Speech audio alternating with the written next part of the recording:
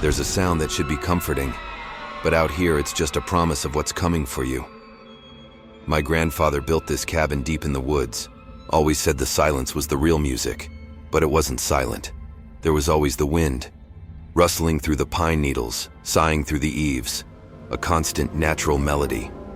I used to love it. It meant I wasn't alone.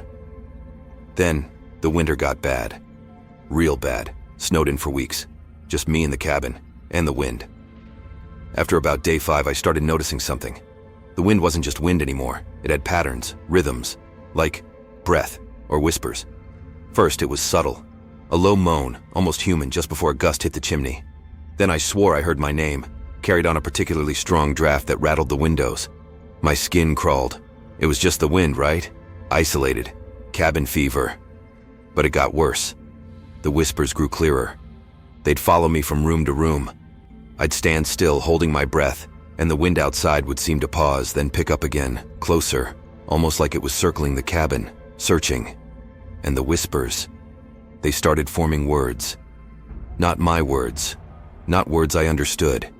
They were ancient, primal, like a language made of pure sound. But I understood the intent. It felt hungry, like it was trying to get in, to find me. One night the storm was raging. The cabin shook, the wind shrieked. But through the howling, I heard it. Clear as day. A voice, my own voice, repeating phrases I'd said earlier that day. Muffled, distorted, but undeniably mine. It wasn't just imitating me. It was learning, absorbing. And that's when I realized the wind wasn't just carrying sounds. It was listening. It was collecting. And now it was trying to communicate, trying to become something with my voice.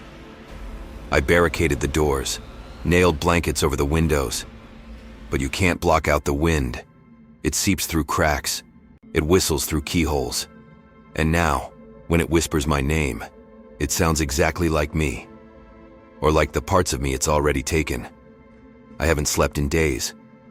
Every gust is a conversation I don't want to have. Every sigh, a threat. The wind isn't comforting anymore. It's waiting. And I know, sooner or later it's going to find a way in. To finish the conversation, to collect the last part of my sound. What do you think the wind wants? Like if you're now afraid of a breeze, comment your theories.